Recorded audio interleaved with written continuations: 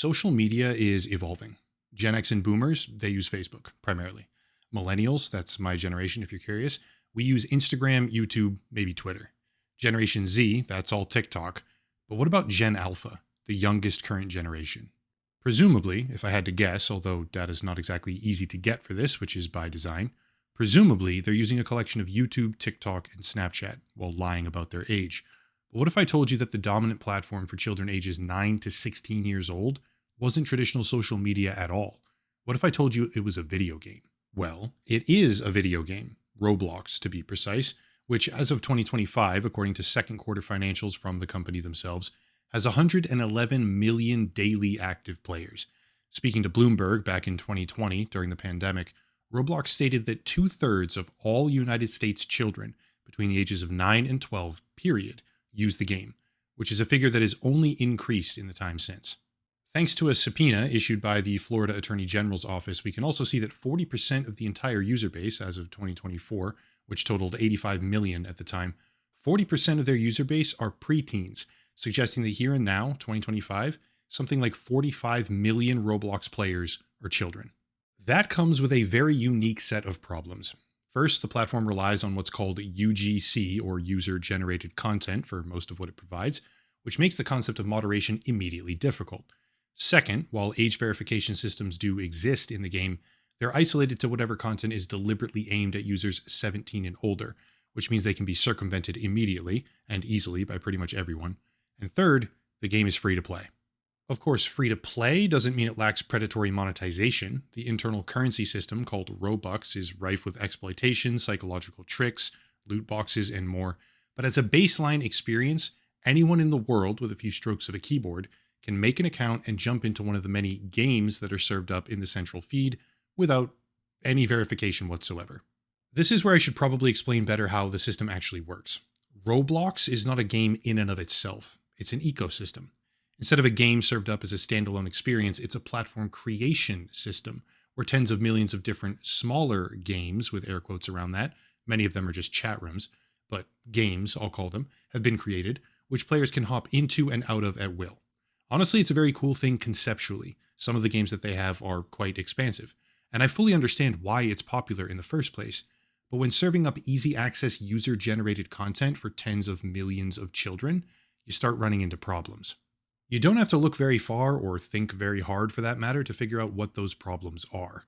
In 2021, Rolling Stone did an expose about how children were using the platform as a virtual strip club, earning Robux, which can then be exchanged under a certain set of criteria for actual money.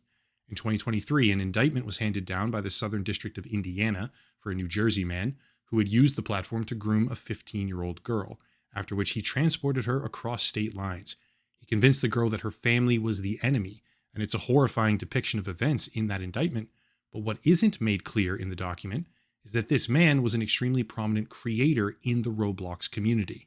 Multiple other lawsuits, allegations, and arrests have surfaced over the years, many of them. But the most recent is a new lawsuit from the family of a 13-year-old girl this time, who says that she was groomed and kidnapped as a result of gross negligence by the company, notably featuring this paragraph about why the situation is so dire. Quote, "The reason for Roblox's unlawful conduct is simple. Roblox prioritizes user growth over child safety.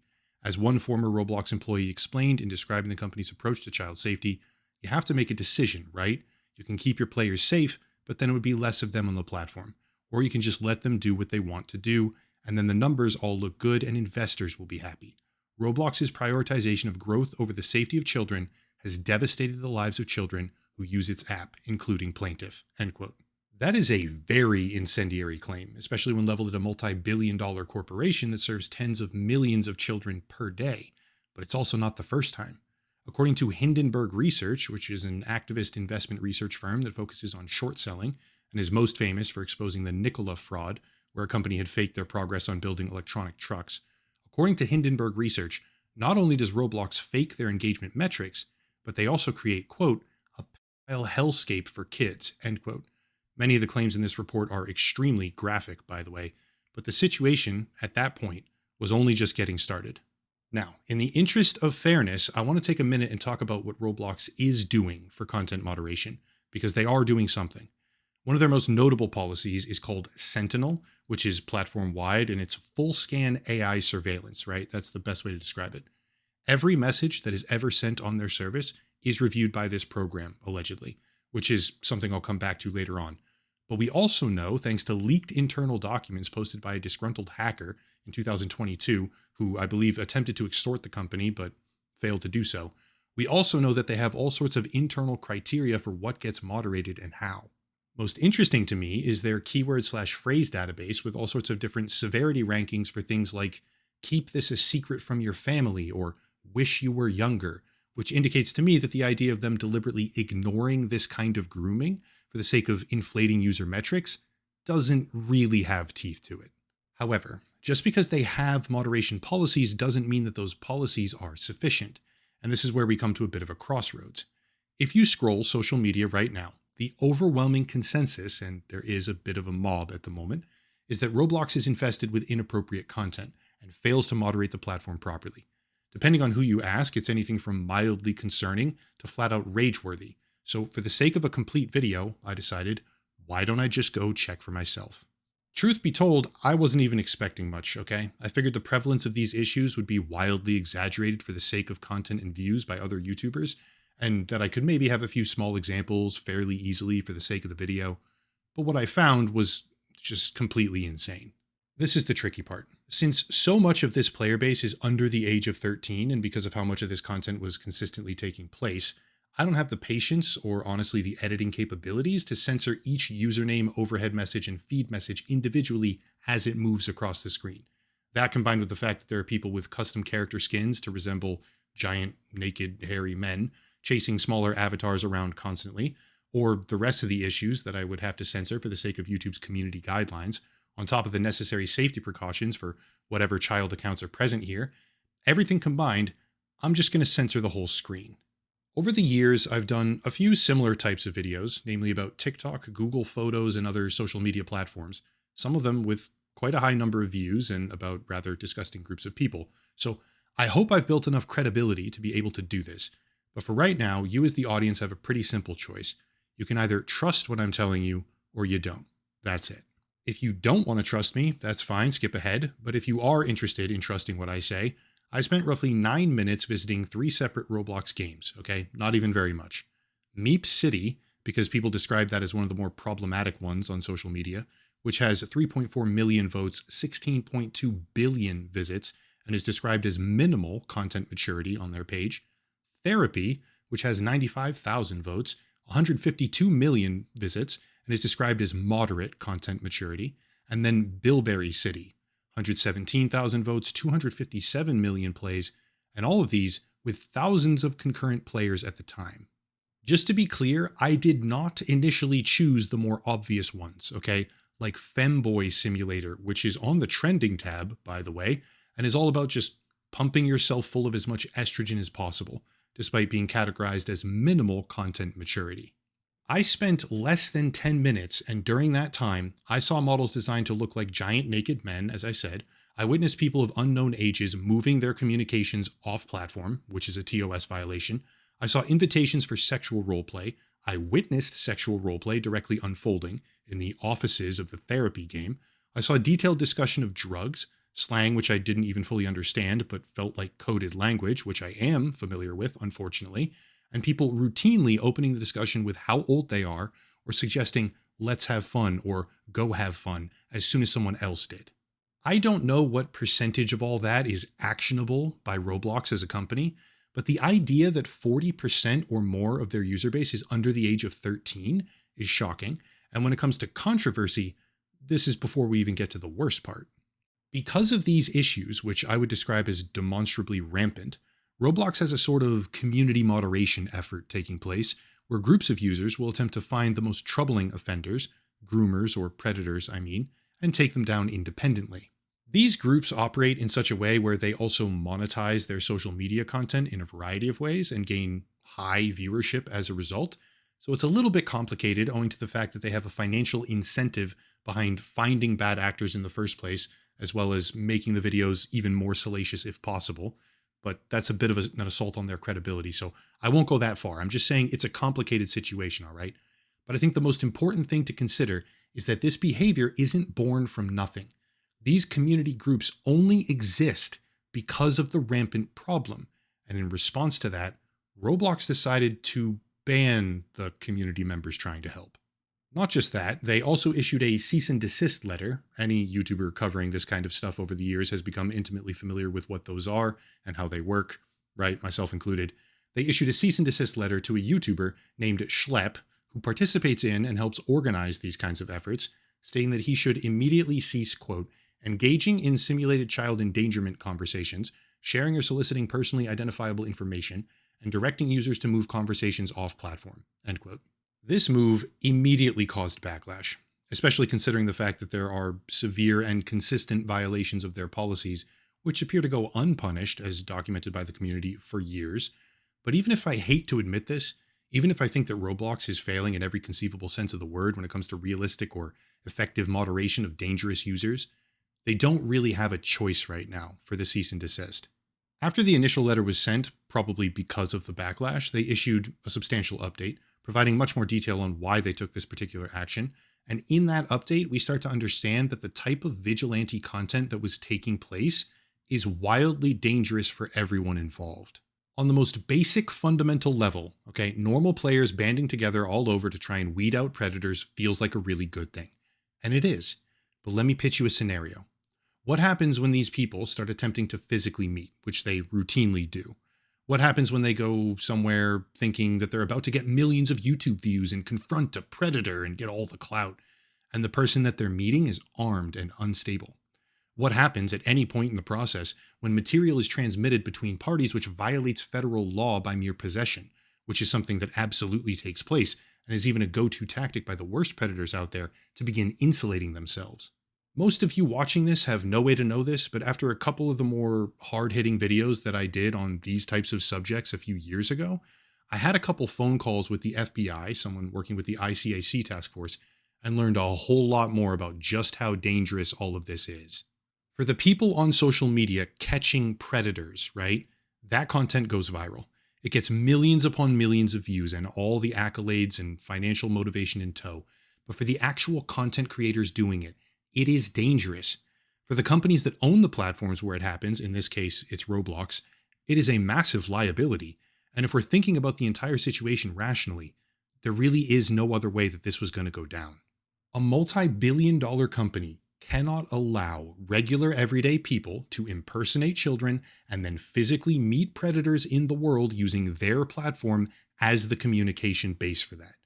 Listen to me when I say this right now, okay? One of these YouTubers that's going viral for doing this type of stuff, they're gonna wind up dead one of these days, okay? It will happen. And the platform where that took place, they can't afford to be liable, which means they must get rid of it, as in the multi-million view YouTube channels openly talking about it online and bragging. As soon as they become aware, they're gone. Just to be crystal clear, okay, before people freak out, none of this is to defend Roblox. I think they're doing a horribly, bafflingly incomplete and incompetent job at moderating their platform. Hence the reason these people feel compelled to do this in the first place. Not to mention the fact that apparently Schlep actually has been pursuing them in multiple ways, attempting to make them aware of these problems well beforehand, even emailing them binders of material, and far beyond simply making the videos for the clout and the money. It looks like he's really doing his due diligence. But even with that said, think about this rationally. They're already facing multiple negligence lawsuits. What do we think the outcome would be if they know that there's YouTubers using their game and then physically meeting people from that game, but they choose to let that keep happening with all their internal memos and emails that showcase the fact that they're fully aware, which would come out in basic discovery, and then someone dies? As much as I or anyone else may dislike the outcome of their decision, that decision isn't going to change, and it isn't surprising. What should change, however, is the fact that they've apparently implemented restrictions now against people who protest that decision. I don't know the veracity of this claim, and it does come from someone who has previously been the subject of a lawsuit by Roblox as well, himself, in which he said and did a whole bunch of things that he definitively should not have said or done, and then settled with them, paying $150,000 in the process, which is somewhat strange to me because the guy pointedly claimed, quote, I get to keep my channel and social media and I haven't paid Roblox any money, end quote, which, I mean, the document's right here, although I suppose it could have been amended. As per this, he had a judgment against him for $150,000.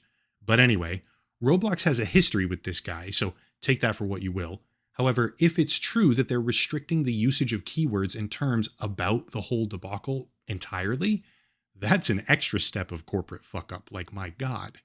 But there is good news, okay? People always ask for good news on these topics, so here it is. Because of the publicity that's taken place, Congressman Ro Khanna has apparently reached out to Schlepp and another YouTuber named Creekcraft to help in some capacity. I mean, probably just garnering signatures for his, petition, but in some capacity, hopefully more, with the failings of Roblox, which is an escalation of proper channels where things can actually be done about this, lasting things. Maybe not even as a direct result of this congressman alone, but the simple fact that there are legislators looking at it sincerely puts pressure on Roblox to amplify their current moderation efforts, which are currently, obviously, insufficient. I can't say what will happen, but to be brutally honest with you, I can easily tell you what should happen.